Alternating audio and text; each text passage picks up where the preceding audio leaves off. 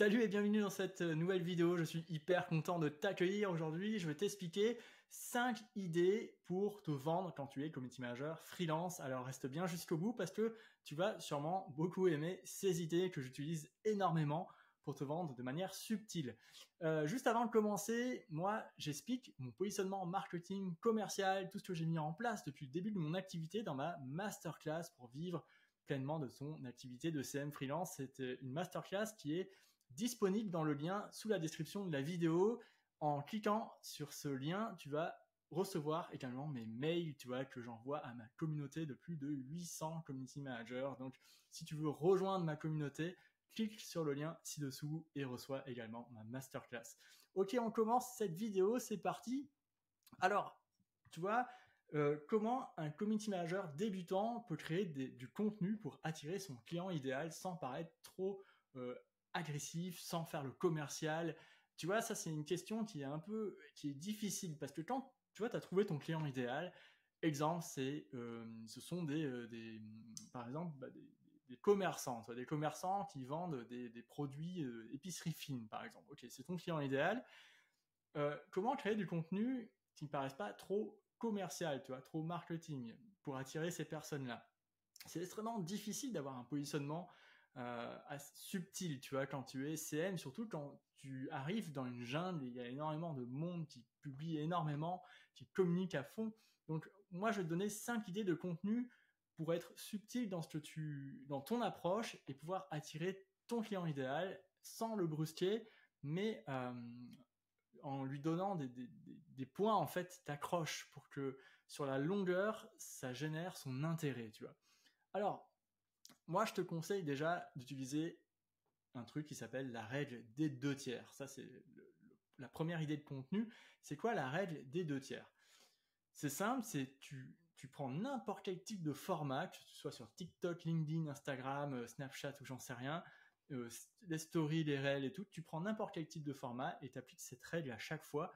Tu partages 2 astuces qui sont pertinentes, qui est lié à un problème de ton client idéal. Tu vois, si ton client idéal c'est des épiceries fines, peut-être que eux leur problème, leur problématique, c'est que ils ont des boutiques dans des villes en France, mais pour faire venir du monde dans leur boutique, et ben c'est difficile, parce que il y a déjà un frein, c'est déjà difficile donc ils ont un problème de visibilité et pour faire venir du monde.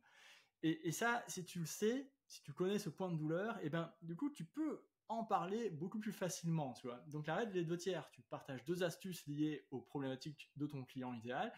Et la troisième astuce, c'est comment ton service peut régler cette problématique.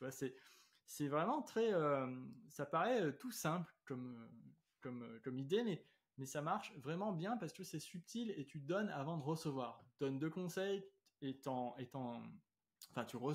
donnes 2 astuces et tu vends t'as le droit de parler de ton service en tout cas. Tu vends ton service ensuite. Ça, c'est vraiment, il y a énormément de coachs ou de consultants, de CM qui font ça sur les réseaux sociaux et je trouve que c'est une technique qui est très subtile parce que vraiment c'est donner avant de recevoir, et tu le vois à chaque fois et c'est plutôt sympa. Il faut le faire très régulièrement, chaque semaine et tu vas voir, tu vas attirer petit à petit l'attention de ton client idéal. Moi, il y a un truc que j'aime beaucoup, que j'utilise énormément, parce que c'est universel, c'est le jeu, la dimension du jeu. Tous les humains aiment jouer, jouer les devinettes, les jeux de société, les jeux de cartes, les jeux d'argent également, Le jeu, en fait, c'est extrêmement puissant. C'est une dimension qu'on a tous en nous.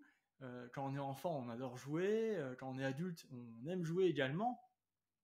Et en fait, c'est une dimension qu'on a à l'intérieur de nous et qui est universelle, Et tu peux utiliser ce dispositif, le jeu, pour parler de tes services, Alors, comment faire ça? Eh ben, il y a un outil qui est génial, ce sont les stories Instagram. Les stories Instagram, c'est le seul format actuellement sur les plateformes sociales, le seul qui permettent de créer des stickers, en fait. Bon, il y a un peu de Snapchat aussi, mais des stickers pour générer des jeux avec ton audience et jouer avec ton audience. Et moi, j'adore faire des quiz, je trouve que c'est un moyen extrêmement puissant de générer de l'engagement avec ton client idéal, Et tu tu peux lancer un quiz rapide pour tester les connaissances techniques je sais pas moi, de vente sur Instagram, ou les connaissances techniques pour que l'épicerie fine euh, soit visible, soit sur les réseaux sociaux. Tu vois, tu peux faire plein de jeux comme ça, et c'est vraiment intéressant pour le client idéal, parce que ça permet de trouver des points d'accroche, et de faire jouer. Et par le jeu, en fait, tu supprimes tout le côté commercial agressif qui fait flipper, tu vois, que les gens, ils ont pas envie, tu vois. Le côté promotionnel qui donne pas envie, bah là, tu l'enlèves, tu vois. C'est le jeu à la place. Et pour moi, le quiz, c'est vraiment un moyen extrêmement puissant de générer euh, des points d'accroche avec son client idéal, tu l'auras compris. Euh, Troisième idée de contenu pour se vendre quand tu es community manager, c'est l'analyse de cas concrets. Tu vois, les études de cas, ça c'est assez puissant. En fait, c'est assez puissant, mais il faut garder quand même un équilibre. Il faut pas trop en dire, parce que si tu en dis trop, tu prends le risque que tes concurrents euh, s'emparent de ce que tu dis. Tu vois, si ton analyse va trop loin. Il faut rester assez en surface, mais quand même creuser un tout petit peu pour donner envie d'en savoir plus. Une étude de cas, par exemple, sur une épicerie fine qui est concurrente de l'épicerie fine que tu convoites, ou une épicerie fine qui a beaucoup de succès, et que les autres épiceries fines de toutes les autres villes pourraient s'inspirer pour, tu vois. Donc il y a énormément d'idées que tu peux utiliser en faisant des études de cas. Il faut savoir, bien sûr, analyser le positionnement marketing sur les réseaux sociaux d'une marque. Ça, c'est important quand même. Euh, Quatrième idée pour générer du contenu qui va te permettre d'attirer ton client idéal, euh, des témoignages avec contexte. Alors, qu'est-ce que ça veut dire, tu vois? Alors, il y a beaucoup de gens qui disent il faut avoir des témoignages clients, etc. Moi, je trouve que c'est très bien d'avoir des témoignages clients, mais il faut les repartager dans un contexte. Montrer, expliquer en fait, c'était quoi l'objectif business de départ, tu vois? C'était quoi l'objectif de votre de la relation avec le client, tu vois? C'était quoi les conditions, etc. Et c'est important de resituer en fait d'où vient cet avis et pourquoi il a été généré, tu vois. Parce que la personne, ça lui donne des clés de compréhension pour se dire, ok, c'est peut-être la bonne personne qu'il me faut, parce que c'est une personne qui a travaillé sur la visibilité de cette entreprise, c'est une personne qui les a accompagnés à structurer leur équipe grâce à des process, à des outils. Ok, c'est peut-être la bonne personne qu'il me faut pour atteindre mes prochains abonnés sur Instagram, etc. Donc le témoignage avec contexte, c'est vraiment important, tu vois, parce que une histoire racontée avec des objectifs clairs et des résultats concrets, ben c'est mieux, tu vois, ça parlera plus à ton client idéal que tu souhaites atteindre.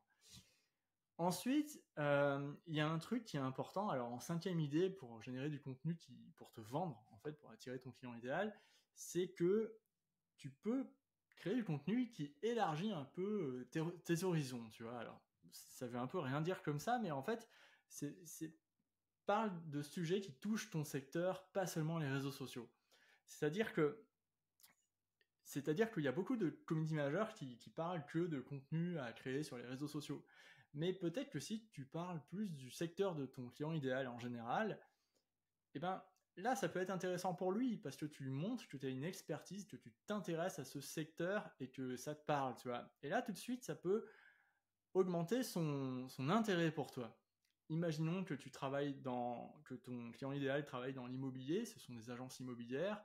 Toi, ton rôle, c'est de développer la visibilité des agences immobilières sur les réseaux sociaux. Et ben, il faut que tu donnes l'impression, en tout cas, que tu connais bien ce secteur-là, tu vois. Les différentes lois, par exemple, dans l'immobilier, euh, le côté administratif, la relation client, etc. Donc, c'est ultra important que tu montres que tu as une bonne compréhension de ce secteur-là, des statistiques, des chiffres clés, etc. Et ça, tu peux le montrer également sur tes réseaux sociaux, et ça te permettra de créer du contenu qui te vend, mais sans le dire forcément, tu vois. Voilà. Donc, écoute, si tu souhaites savoir comment défendre ta valeur auprès d'un prospect, la valeur de ton accompagnement en community management quand tu décroches un entretien, eh ben, moi, je t'explique comment faire un masterclass en 3 étapes pour vivre pleinement de son activité de CM freelance. Le lien est en description juste sous la vidéo. Si ça t'intéresse, n'hésite pas à cliquer sur ce lien et à rejoindre ma communauté de plus de 800 community managers. Voilà, je te souhaite une bonne journée et à très vite pour une nouvelle vidéo. Salut!